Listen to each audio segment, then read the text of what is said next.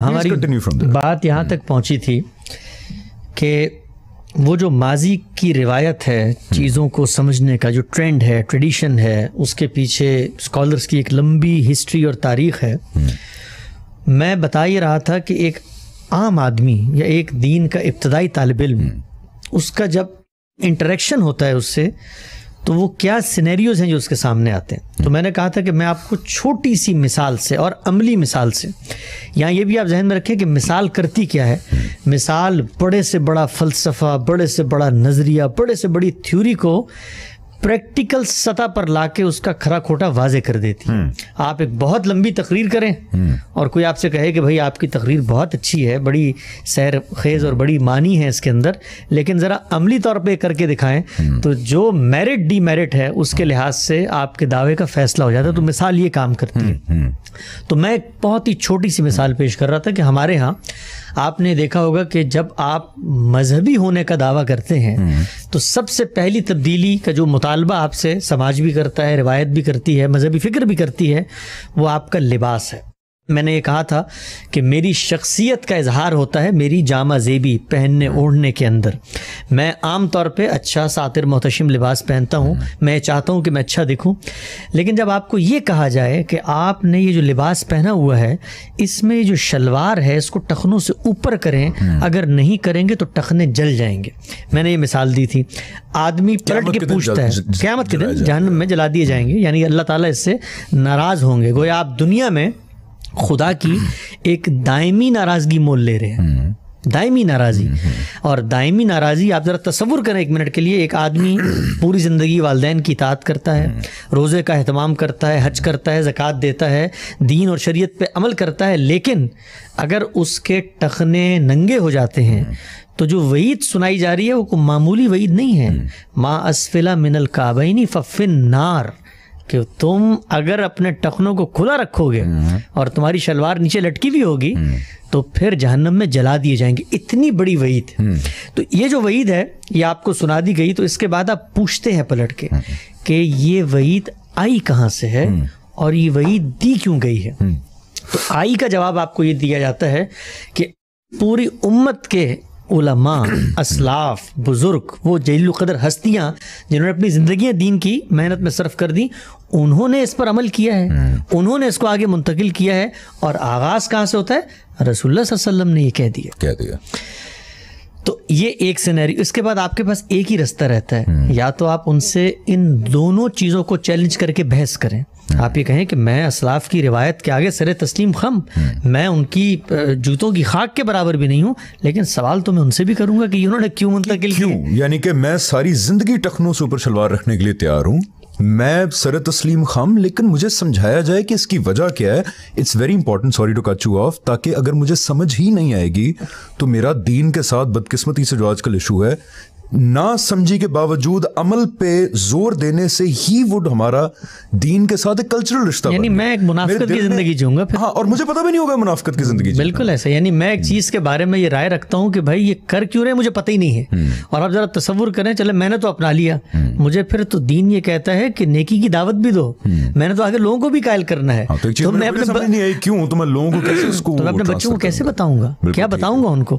तो ये सवाल लेकर हम ये कहते हैं कि खुदा के पैगंबर अगर कहें हमें हमारे सामने आकर कि दीवार में सर मारो, अल्लाह का हुक्म है, तो हम सवाल नहीं करेंगे, हम दीवार में सर मार देंगे। हमारा पैगंबर हमारे सामने खड़ा हुआ है, वो अल्लाह की तरफ से नुमाइंदा बनकर ज़मीन पर आया है। वो कोई आम आदमी नहीं है, वो कोई आम दाई नहीं है, वो कोई आम मुनादी नहीं है, वो कोई क्या कहते हैं साइंसदान नहीं है, कोई तबसरा करने वाले सोशियोलॉजिस्ट, फलसफी नहीं है, फलसफी नहीं है। अल्लाह ताला के ज़मीन पे रिप्रेजेंटेटिव, यानी खुदा की मायत का ज़हूर होता है दुनिया में, तो वो पैगंबर की ज़ाते वाला सिफात में होता है। वो बताता है कि दीन क्या है, मर्जी क्या है, वो बताएगा ना, उसकी मंशा क्या है, उसकी याफ्त कैसे, उसकी ख्वाहिश क्या है, उसकी दरियाफ्त क्या है, वो बताएगा पैगंबर।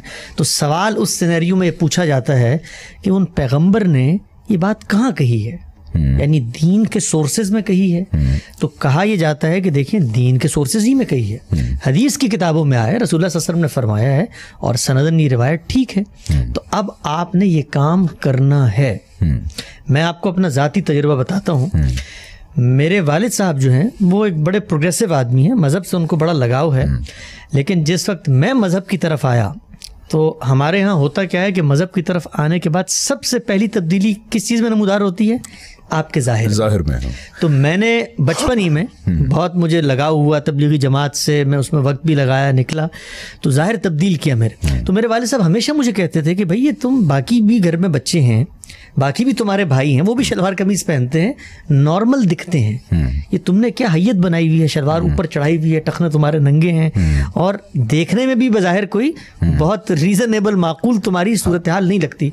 तो मैं उस वक़्त, आप यकीन जाने, मैं आपको दयानतदारी से कह रहा हूँ कि मैं अपने वालिद साहब की दीन से बेइतनाई पे इसको मामूल करता था। मैं कहता था ये क्या आदमी है कि दुनिया में पड़े हुए हैं, यानी अकल से खुदाई, यानी इनको खुदा के रसूल के हुक्म के सामने इनको ये चीज़ अच्छी लगती है कि मैं बाकी भाइयों की तरह दिखूं, बाकी भाइयों की तरह नजर आऊं।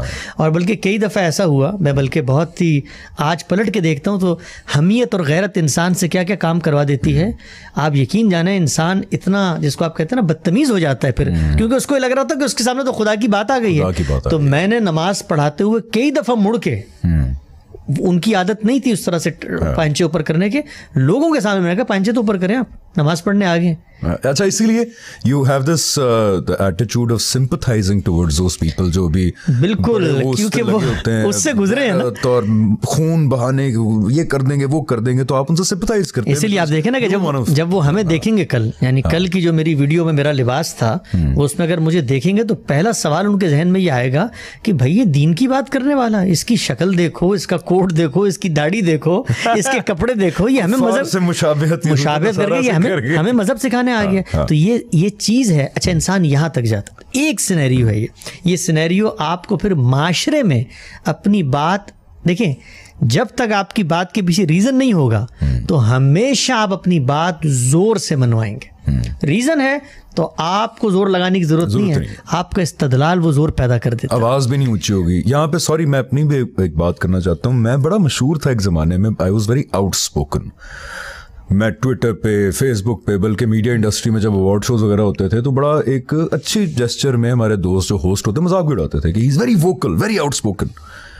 यार, मैं जितना अल्लाह ताला के पैगाम को इंसान समझता जाता है, उतना ही आपकी जो जबान दराजी होती है, जो आवाज़ की ऊंचाई होती है, वो कम होती जाती है। And you are absolutely right कि फिर आप रेस्टलेसनेस नहीं होती है आपके अंदर, बिकॉज यू स्टार्ट अंडरस्टैंडिंग, और उस अंडरस्टैंडिंग की वजह से बड़ा अमन आता है दिल के अंदर। ऐसे ही आप फिर उसको देखें अपनी बात को शाइस्तगी के साथ, और आपको ये लग रहा होता है कि यार मेरे पास इतना मजबूत इस्तदलाल है, जो काम करना है उसने करना है, मैंने क्यों जोर पैदा करना है, मैंने क्यों रद्द अमल में मुब्तला होना है, मैंने क्यों किसी पे हुक्म लगाना है कि तुम तो दीन से दूर हो, तुम तो बागी हो, तुम तो फासिक हो, तुम तो फाजिर हो, और तुम्हारे अंदर तो हमीयत गैरत ही नहीं है, इसकी जरूरत नहीं रहती। तो ये पहला सिनेरियो है। इस सिनेरियो में आपको एक बात बताई जाती है, वो बात एक दफा क्वालिफाई हो गई कि मजहब की किसी शख्सियत या ट्रेडिशन या रिसालत आप सल्लल्लाहु अलैहि वसल्लम की किसी कॉल के अंदर वो पाई जाती है, तो अब आपने उसके आगे सर तस्लीम खम करना है, समझने की कोशिश भी नहीं करनी। यानी समझने की कोशिश भी करेंगे आप, ये यूं नहीं होता कि आप समझने की कोशिश नहीं करेंगे, लेकिन वो कोशिश मान के करने की होगी। यानी ये तो तय कर लिया ना कि ये दीन की हिदायत है, अब इसको समझ भी लेंगे। यानी कि पहले जब मुझे पता चल गया कि हुजूर अकरम सल्लल्लाहु अलैहि वसल्लम से ये बात रिवायत की गई, मेरे तक पहुंच गई, जी हाँ, पहले मैंने उसे मान लिया। ये टखने की मिसाल ही ले लेते हैं, ठीक है, कि मैं टखना दिखाऊंगा तो ये जलेगा। अब मैं देखूंगा कि अच्छा मैंने मान ली, क्यों जलेगा, तो उसके लिए फिर यानी कि पहले मैं एक फैसला कर लूंगा, उसके ऊपर मैं रीजनिंग डालूंगा, बिल्कुल बजाय कि रीजनिंग के बाद फैसला करना। बिल्कुल ऐसे, यानी वो हो गया। अब उसके बाद मसलन मैंने रीजनिंग ढूंढने की तरफ गया। मैं पहले सिनेरियो को दयानतदारी से बयान करता हूँ, बल्कि मैं आपको उसमें, और हमें उस्ताद हमारे जो गामदी साहब हैं वो हमेशा ये बताते हैं कि दूसरे के मौक़िफ़ हमेशा ऐसे बयान करो कि दूसरा भी पुकार उठे कि भाई मेरी जो बात है वो यही बात थी। तो मैं ये दो सिनेरियोस का कंपैरिजन करते हुए ये हरगिज़ नहीं करूंगा कि मैं दूसरी तरफ के मौक़िफ़ को धुंधलाहट में बयान करूं और फिर बताऊं कि असल सिनेरियो क्या था। आप जाते हैं, चले गए, आपने कहा मान लिया मैंने, ये बताइए ये हुआ क्यों है, ये कर क्या दिया रसूलुल्लाह ने। यानी मेरी आस्तीन ऊपर नीचे हो जाए तो ये जहन्नम में नहीं जलेगी, मेरी कमीज ऊपर नीचे हो जाए जहन्नम में नहीं जलेगी, लेकिन मेरी शलवार ऊपर नीचे हो जाए तो मैं जहन्नम में जलूंगा, टखने से ऊपर नीचे, टखने से ऊपर नीचे, शर्मगाह भी नहीं है। ऐसे ही है, बिल्कुल ऐसे ही। तो कहा यह जाता है कि देखिए ये असल में तकब्बुर की अलामत है, ये कहा जाता है। लंबे कपड़े उस वक्त होते थे। तो मुझे याद है जब मैं मदरसे में पढ़ रहा था, एक दिन एहतिजाजन अपनी शलवार टखनों से नीचे करके मैं चला गया। तो हमारे एक बड़े अच्छे बड़े महबूब उस्ताद थे, उन्होंने मुझे रास्ते में रोका और रोक के उन्होंने कहा कि भाई मियाँ ये क्या किया हुआ तुमने? तो मैंने कहा जी ये तो रसूलुल्लाह सल्लल्लाहु अलैहि वसल्लम ने जो तलकीन की है वो तो तकब्बुर की वजह से की थी। तो वो कहने लगे कि तुम ये कहते हो कि तुम में तकब्बुर नहीं है, तुम्हारा ये दावा कि तुम ये कह रहे हो तुम में तकब्बुर नहीं है, यही तकब्बुर की अलामत है। तो मैंने उनसे कहा, मैंने बड़ी इज्जत से उनको कहा, मैंने कहा देखें जहाँ ये रिवायत आई है सही बुखारी में, और हमारे यहाँ होता क्या है कि रिवायत जब रसूलुल्लाह से मुंतकिल होती है तो उसको टुकड़ों में बयान कर दिया जाता है। तो एक जगह पे मुकम्मल रिवायत है, जब रसूलुल्लाह ने ये बात कही तो सैयदना अबू बकर बैठे थे सामने। तो सैयदना अबू बकर ने कहा कि या रसूलुल्लाह मेरी तो तहबंद जो है वो ठहरती नहीं है, यानी थोड़ा सा जब आप वजन आपका ज़्यादा हो जाता है तो मुश्किल होता है कि आप उस तहबंद कभी कभी नीचे ऊपर होती रहती है। वजन कम हो जाए तो नहीं, वजन ज़्यादा भी हो जाए तब भी जाती है, वजन कम हो जाए तब भी जाती है। तो इस सूरत हाल में मैं क्या करूं? तो रसूलुल्लाह सल्लल्लाहु अलैहि वसल्लम ने उनको क्या कहा? ये नहीं कहा कि अबू बकर ये तो दीन का हुक्म है, इस दीन के हुक्म में तुम्हें क्या मैं कोई इस्तिस्ना दे दूं? नहीं, रसूलुल्लाह सल्लल्लाहु अलैहि वसल्लम ने उनसे फरमाया कि भाई माज़अल्लाह आप कोई तकब्बुर करने वालों में से हैं। तो मैंने उस्ताद को बड़ी मोहब्बत से मैंने कहा देखें रसूलुल्लाह सल्लल्लाहु अलैहि वसल्लम ने तो सैयदना अबू बकर को कहा कि को रोक दिया, तो इसका मतलब ये कि तकब्बुर असल चीज़ है। तो उन्होंने मुझसे फरमाया, और ज़ाहिरी बात है मैं रिवायत बिल माना कर रहा हूँ, जो मेरे फ़हम में उनकी बात मौजूद है, अल्फाज शायद ऊपर नीचे हों, तो उन्होंने मुझसे फरमाया, और ये असल में फरमान जो है उनका वो एक तसव्वुर फ़हम को वाज़े करता है। उन्होंने कहा भाई सैयदना अबू बकर के मुतकब्बिर ना होने की दलील तो रसूलुल्लाह ने दी थी, तो आप भी जाके उनसे अपनी दलील लें तो मैं मान लूँगा आपकी बात। यार नहीं यार, अच्छा चलो ठीक। तो मैं आपको यही बता रहा हूँ कि देखिए सोचने का जाविया क्या है। ये वही होता है कि आपने पहले एक चीज़ सही मानी और फिर अब आप उसकी रीजनिंग पे आगे चलते जाएंगे। अच्छा, आप ये भी तसव्वुर ना करें कि ये रिवायत जो है हमारी मजहबियत के अंदर शायद कोई अजनबी चीज़ है या एक जगह पे पैदा। आप पढ़ें मौलाना फराई की जो तफसीर है उसका मुकदमा पढ़ें, तो उसके अंदर मतलब मौलाना इस्लाही जैसा जलील क़दर आलिम, जिनको हम बड़ा आकिल मतीन फ़हीम एक गौहर आदमी, जिसने कुरान मजीद के जो तिश्ना दरीचे थे उनको तिश्ना क्या होता है? यानी वो छुपे हुए, वो नेहा। अच्छा, तिश्ना का मतलब है छुपे हुए और नेहा का मतलब भी है छुपे हुए। अच्छा, तो वो गोशे जो लोगों के सामने नहीं थे उनको वो तक लिखते हैं कि मौलाना फराई जो हैं उनकी इतनी इस दर्जे एहतियात थी इस बारे में कि पैरों से जो है ना टखने जो हैं शलवार के वो नीचे नहीं होने चाहिए। ये रिवायत के अंदर रची बसी हुई चीज़ है। तो ये एक सिनेरियो है, ये मैंने एक रख दिया आपकी तरफ। अब मैं इस सिनेरियो को दिल से कबूल नहीं करता, तो मेरे सामने एक और सिनेरियो आता है। याद रहे आपको, ये इस सिनेरियो को मैं दिल से कबूल नहीं करता का मतलब जरा एक्सप्लेन। मतलब ये है कि भाई मुझे ना ये बात समझ में आई कि मुझे अपने मुतकब्बिर ना होने की दलील रसूलुल्लाह से लेकर आनी है। मुझे ना ये बात समझ में आई कि सैयदना अबू बकर को इस्तिस्ना बगैर किसी उसूल पे दे दिया गया था। मुझे ना ये बात समझ में आई कि महज जिस्म के किसी हिस्से का नुमायां हो जाना वो शर्मगाह में शामिल ना हो, या शरीयत का जो पूरा फ्रेमवर्क है उसमें कहीं ज़ेर बहस ना हो, उस पर मुझे जहन्नुम की वही सुना दी जाएगी। मुझे ये बात समझ में नहीं आई कि जन्नत जहन्नुम का एक क्राइटेरिया दीन ने बयान किया है, वो कुरान मजीद में ज़ेर बहस है। वो क्राइटेरिया के अंदर कहीं ऐसा चीज मौजूद नहीं है जिसमें से मैं टखने बरामद कर सकूं। मुझे ये बात समझ में नहीं आई कि मैं एक इंसान, एक हुर्रियत पसंद, एक आज़ाद फिक्र आदमी अपने जिस्म के ऊपर क्या चीज़ ओढ़ूं, क्या चीज़ पहनूं, इसका फैसला करने का भी हक नहीं रखता। तो मैं दुनिया में करने क्या आया हूँ, क्या इरादा, क्या इख्तियार है मेरे पास? तो मेरी फितरत, मेरी तबीयत, मेरा विजदान, मेरा शऊर, मेरा अंदरून, हर चीज़ इसको उगल के फेंक देता है, इसको दिल से कबूल नहीं करता, समझ ही नहीं आती, समझ ही नहीं आती। तो ये सिनेरियो है जिस पर आप फिर क्या करते हैं, आप फिर रिवायत से मजबूर होते हैं। आप उस माहौल में जीते हैं तो आपको ये काम करना पड़ता है। लेकिन कभी पलट के कोई आपसे पूछे कि भाई ये दीन का हुक्म है तो किस बुनियाद पर है, कहाँ से साबित हुआ है, तो ये एक सिनेरियो है जो मैंने आपको बयान किया। आइए अब दूसरे सिनेरियो की तरफ लेके चलता हूँ मैं आपको। और बतौर तालिब इल्म मैंने भी उस सिनेरियो को एक्सप्लोर किया, देखा।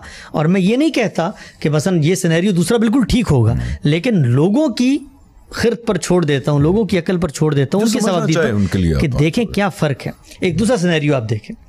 दूसरा सिनेरियो ये है कि हम ये कहते हैं कि दीन दुनिया में क्या है। हम ये कहते हैं कि भाई दीन जो है, आप जब पैदा होते हैं तो अल्लाह ताला ने आपकी इनहेरेंट रैम, आपकी रैंडम जो एक्सेस मेमोरी है, उसमें कुछ कोडिंग्स, कुछ सॉफ्टवेयर डाल दिए कि आप जानते हैं नेकी बदी क्या है। फ़अल्हमहा फ़ुजूरहा व तक़वा। हर आदमी को जो मज़हब से वाकिफ़ ही नहीं है, उसका किसी फ़लसफ़े से कोई ताल्लुक़ नहीं है, उससे पूछें चोरी अच्छी चीज़ है, उससे पूछें किसी एथियस्ट से भी पूछें हसद अच्छी चीज़ है, गीबत अच्छी चीज़ है, किसी के ऊपर बहतान अच्छी चीज़ है, किसी के ऊपर तकब्बुर से बर्तरी ज़ाहिर करना ये अच्छी चीज़ है, वो कहेगा नहीं है। तो ये आपकी फितरत में मौजूद। इस फितरत को लेके जब आप दुनिया में अपने ऊपर नज़र दौड़ाते हैं तो आपको लगता है कि आप मखलूक हैं, आपके गिर्द नेमतें हैं, इन नेमतों से आप मुस्तफ़ीद होते हैं। इस इस्तिफ़ादे के नतीजे में आपके अंदर से एक जज्बा शुक्र सिपास पैदा होता है। उसके लिए आप एक मुनम हकीकी, एक ऐसी हस्ती को ढूंढते हैं कि जिसके आगे जाके सर तस्लीम खर्म कर सके, उनको बताएं कि भाई तू ही है जिसने मुझ पर ये इनायतें की हैं। तो अगर वो कोई है तो उसका कोई पैगाम भी होगा, तो उसका पैगाम दुनिया में पैगंबर लेके आते हैं। पैगंबर वो दीन हमें दो सूरतों में देते हैं, एक कुरान मजीद, एक पैगंबरों की अमली रिवायत। ये दूसरे सिनेरियो में आपको बता, सुनना कहते हैं, जिसको सुनना कहते हैं। अब कुरान को आपने खोल लिया, कुरान को खोला तो कुरान ने खोल के आपको बताया कि जो पैगंबर जो काम करने आते हैं ना, उनका जो मिशन है, उनका जो मोटो है, उनका जो नस्बुलैन है, वो है पाकीज़गी। अल्लाह ने पैगंबर भेजे यतलू अलैहिम आयातिही व युज़क्कीहिम, ताकि तुम्हें प्योरीफाई करे, वो युअल्लिमुहुमुल किताब वल हिकमा। ये फ्रेमवर्क हमें मजहब ने दिया। अब दीन का कोई हुक्म ऐसा हो नहीं सकता जिसके अंदर ये उसूल कंसिस्टेंटली पाया ना जाए। प्योरिफिकेशन, ये प्योरिफिकेशन चाहे अखलाक की हो, चाहे बदन की हो, चाहे ये प्योरिफिकेशन हर चीज की, खाने पीने की हो, आपकी गुफ्तगू की हो, आपकी रोजमर्रा मामूलात की हो, प्रैक्टिस जो दीन की है उसको प्योरिफिकेशन से अटैच होना चाहिए। अब जब आप मुझे ये कहेंगे कि टखने ऊपर करो, तो मैं तो पलट के दूसरे सिनेरियो के तहत ये पूछूंगा कि वो जो दीन का फ्रेमवर्क है, जो उसका मैंडेट था, उस मैंडेट में ये बात कहाँ आती है? तो वो ये बताते हैं, जो दूसरा सिनेरियो, वो ये बताते हैं कि देखिए अल्लाह ताला ने इस फ्रेमवर्क को देने के बाद दुनिया में 5 चीज़ें हराम की हैं। क्या हराम किया है?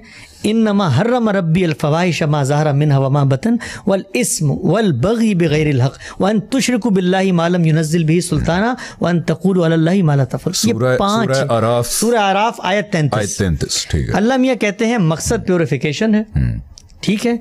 अब मैं तुम्हें बता रहा हूँ कि क्या चीज़ है जो प्रोहाइबिटेड, जो हराम की, जो हराम, जो रोक दिए, ममनू करार दिए। क्लियरली बात है, सूरह आराफ में बताया है, किसी के पास जाने की जरूरत ही नहीं रही है। इन्नमा हर्रमा, सिर्फ और सिर्फ ये 5 चीजें, सिर्फ 5 चीजें ही हराम, ये 5 चीजें हराम है। अब दूसरा सिनेरियो ये कहता है कि जो हुक्म दीन का आपके सामने आएगा, पहला फिल्टर था तस्किये का, पाकीज़गी का, उससे गुजारें। अब आप किसी को रोकेंगे ना ये काम नहीं करना, तो उसको क्वालिफाई करें इन 5 कंडीशंस में। 5 चीज़ें जरा वो एक दफ़ा तर्जुमा करके बता दें। 5 यानी अल्लाह ताला ने क्या चीज़ हराम की? फवाहिश हराम की, वल इस्म वल बगी बिगैरिल हक़, सरकशी और इनाद, और जिसको आप कहते हैं बगावत।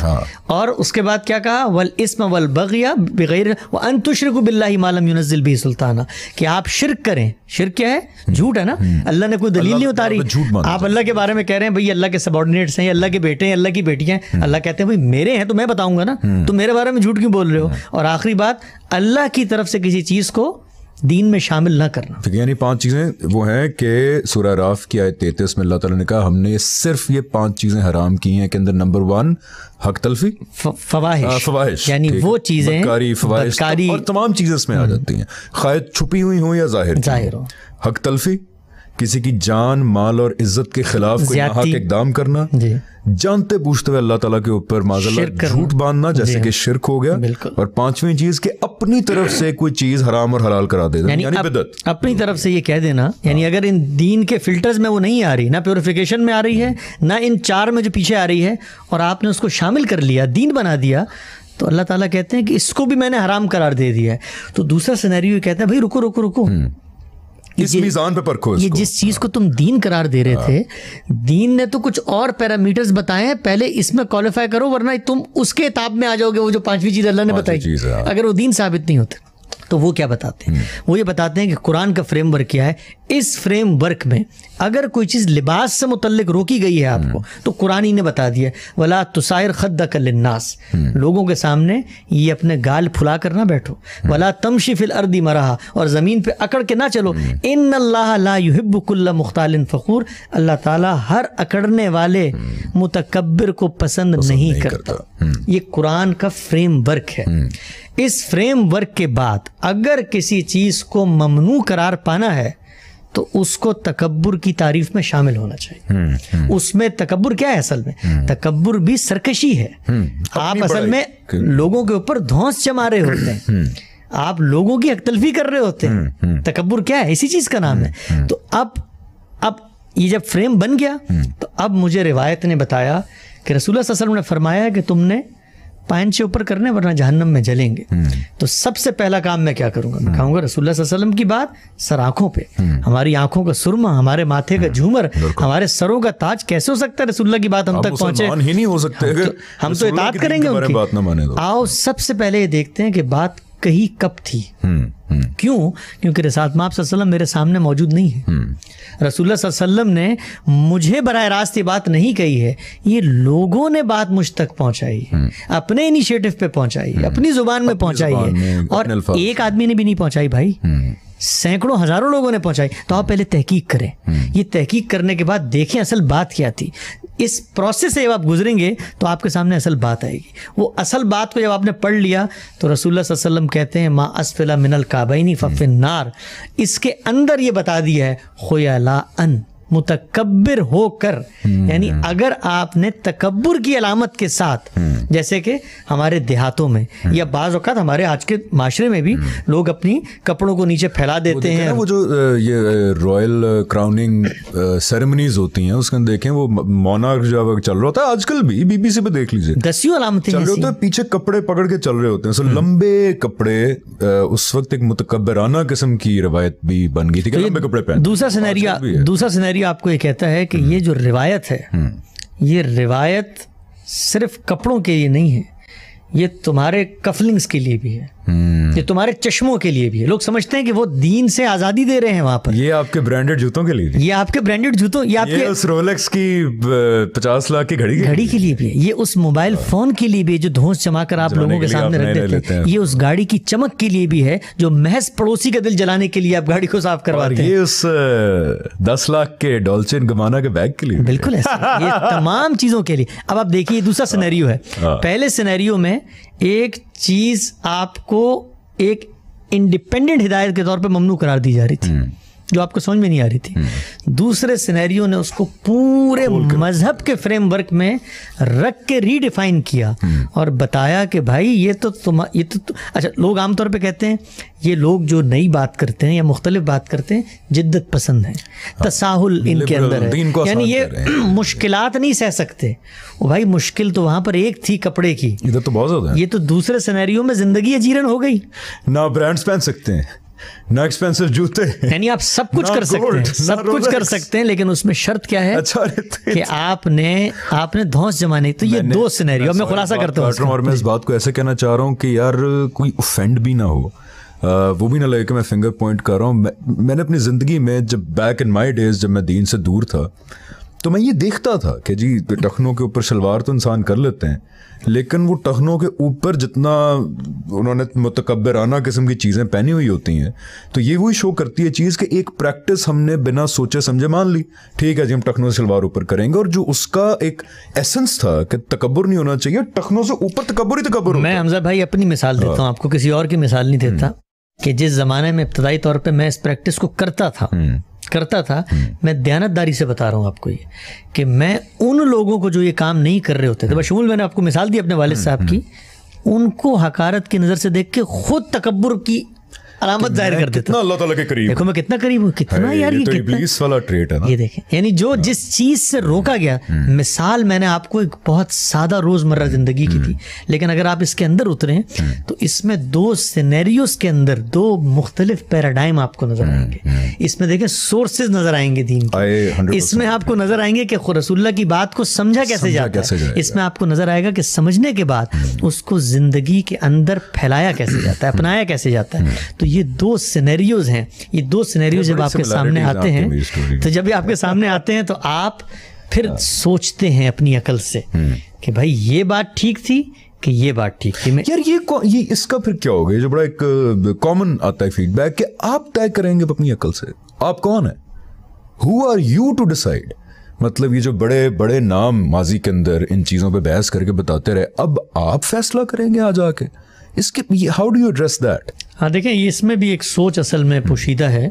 वो सोच क्या है कि जिस वक्त इतनी बड़ी तादाद ने एक मसले के ऊपर गौर करके एक राय अपना ली है, अगरचे जैसा कि मैंने इब्तदा में पिछली गुफ्तगू में कहा था कि ये भी एक गैर इल्मी रवैया है कि आप इतना बड़ा दावा करते हैं। मसलन मैं रिवायत के अंदर ही से बहुत सारे अक़वाल आपको बता सकता हूँ, रिवायत के अंदर से चंद चुनीदा लोगों को, और फिर वो कि वो उनके अक़वाल तफरुदात ही में शुमार होते हैं, वो भी यही बात बयान कर रहे होंगे कहीं ना कहीं कि भाई ये तकब्बुर के साथ ख़ास है, इसको ऐसे मत फैलाओ, वो भी कह रहे होंगे, लेकिन बिलउमूम रिवायत का जो मजमूई फ्रेमवर्क है वो इसे कबूल नहीं कर रहा। तो होता क्या है, वो ये कहते हैं कि भाई इतने बड़े बड़े लोग, इन लोगों ने आखिर मजहब पे गौर किया है, आप एक उठ गए हैं। जब ये कहा जाता है ना एक उठ गए, ज़रा आप इसको समझें कि वो कहना क्या चाह रहे होते हैं। वो कहना ये चाह रहे होते हैं कि हमारे पास तादाद है इतने बड़े लोगों की और आपके पास तादाद नहीं है, आप अकेले आदमी हैं। आप अच्छा, आप ज़रा इसके और अंदर उतरें, हमारा दीन क्या कहता है, रसूलुल्लाह सल्लल्लाहु अलैहि वसल्लम ने आखिरी खुतबा क्या दिया। अक्सर मैं सुनता हूँ फेसबुक पे ये वो कि यार इन लोगों को जानते कितने लोग हैं, इन लोगों को इनके फॉलोअर्स ही कितने हैं। तो मुझे रसूलुल्लाह सल्लल्लाहु अलैहि वसल्लम का खुतबा जहन में आता है, किसी गोरे को किसी काले पर, किसी अरबी को किसी अजमी पर कोई फजीलत हासिल नहीं। हमारा दीन तो ये सारे के सारे जो रेसिस्ट तस्वुरात हैं कि हम लोग, हमारी रिवायत, हमारे लोग, हमारी तादाद, ये मज़हब तो ख़त्म ये काम करने आया है। तो हम लोग गौर नहीं करते जब हम ये कह रहे होते हैं कि इतनी बड़ी तादाद, तो गोया आप कहना ये चाह रहे हैं कि मैं एक छोटा दर्जे का आदमी हूं, मेरे पास लोग नहीं हैं। यानी मतलब क्या है, मतलब ये है कि तुम्हारी दलील तो हम उठा के फेंकते हैं। मतलब तुम्हारी दलील तो बाद में आएगी, पहले बताओ वो गलत थे। देखिए, जो मैंने मिसाल दी और इस मिसाल को समझाने के लिए बहुत दराज नफसी यानी बहुत लंबी बात की, उसका एक मकसद है। ये मकसद है कि ये महज एक मिसाल नहीं है, यानी मैं आपको बिला मुबालगा दसियों इस तरह के मामलात बयान कर सकता हूँ जो आपकी इनफरादी जिंदगी से भी हैं, जो आपकी इज्तिमाई जिंदगी से भी हैं। और आपको ये भी अंदाजा होगा कि ये तो चले कहेगा कोई कभी क्या बिग डील है, पाइंची है ना, ऊपर कर लो नीचे कर लो, नहीं, इसका एक नतीजा निकलता है। जब आप इस फ्रेम वर्क को कबूल कर लेते हैं तो फिर मजहब की पूरी इंटरप्रिटेशन है, मैं आपको बताऊं कि वो इंटरप्रिटेशन आज नतीजे के लिहाज से वहां पहुंच गई है कि जहां आप और हम गली मोहल्लों में जाने के लिए आजाद नहीं है। हमारे मुल्क के अंदर, इस दुनिया के अंदर आप देखें, इसी मजहब के नाम पर जो शिद्दत पसंद तहरीकें उठी, जो सियासी निजाम और गलबा इस्लाम की तहरीकें उठी, ये सब सवाल वहां भी पैदा होते हैं। ये सवाल हिजाब के अंदर भी पैदा होते हैं कि जब राह चलती हुई औरत को कहा जाता है कि तुम बेहया हो, तुमने दुपट्टा नहीं किया या तुमने पर्दा नहीं किया। ये सवाल वहां भी पैदा होते हैं कि जब दाढ़ी छोटी रखे हुए, दाढ़ी ना रखे हुए एक आदमी से दीन की बात आप सुनने से इनकार कर देते हैं। तो आपको कदम ब कदम इन मसाइल का सामना रहता है। तो ये एक मिसाल, असल में ये कुछ ऐसी चीज है कि जो आपके उस पूरे फ्रेम ऑफ माइंड को वाजे करती है। मैं खुलासा करता हूं इसका। खुलासा ये है कि मजहब को आपने इंडिविजुअल हिदायत के तौर पर समझना है। वो इंडिविजुअल हिदायत रिवायत के तामुल का मतलब ये है कि रिवायत उस पर खड़ी हुई है, जमा हो गई है, उसका जोर है, वो आम हो गई है बात, उस पर कबूल करनी है। इसके बाद मजहब की हिदायत पाई कहाँ जाती है, वो लोगों की रिपोर्टिंग्स में पाई जाती है, वो बुखारी और मुस्लिम की किताबों में पाई जाती है, वहां से लेनी है। फिर उसके बाद उस जो रिपोर्टिंग है उसकी कौन सी वैलिड इंटरप्रिटेशन है, इसका फैसला भी रिवायत ने खुद करना है। ये एक सिनेरियो है। दूसरा सिनेरियो है, आओ इल्म के तरीके पर हकायक के सच्चे तालिब इल्म बन के चीजों के असल रैशनेल को, असल बुनियाद को, असल माखस को, असल हकीकत को, असल मकसद को, असल इल्लत को जानते हैं। क्या अल्लाह ताला हमसे यही चाहते हैं? क्या अल्लाह हमसे ही चाहता है? और अगर अल्लाह चाहता है तो फिर अल्लाह को बताना चाहिए उन सोर्सेज में जो अल्लाह ने मुझ तक पूरी कतियत के साथ पहुंचाए। वो कुरान मजीद है, वो सुन्नत मुतवातिर है, उसका जो फ्रेम है क्या उसमें ये बातें बैठती हैं? तो ये बहस तकरीब फहम के लिए, यानी समझाने के लिए मैंने एक मिसाल दी, लेकिन ये मिसाल आपको इंशाल्लाह आगे जब हम चलेंगे दसियों मौजूआत जेरे बहस आएंगे। यहाँ पर ये मौजू भी जेरे बहस आएगा कि क्या आप किसी को काफिर कह सकते हैं? एग्जैक्टली। क्या आप किसी के ऊपर तौहीन रिसालत की सजा का निफाज कर सकते हैं? ये भी आएगा। क्या आप किसी को कह सकते हैं कि मतलब उसे दाढ़ी नहीं रखी है तो फासिक है, फाजिर है? आप ये कह सकते हैं कि किसके पीछे नमाज होती है, किसके पीछे नहीं होती? ये सारी चीजें, रियासत का कोई मजहब होता है कि नहीं होता, ये सारी चीजें इस इंटरप्रिटेशन से फूटती हैं।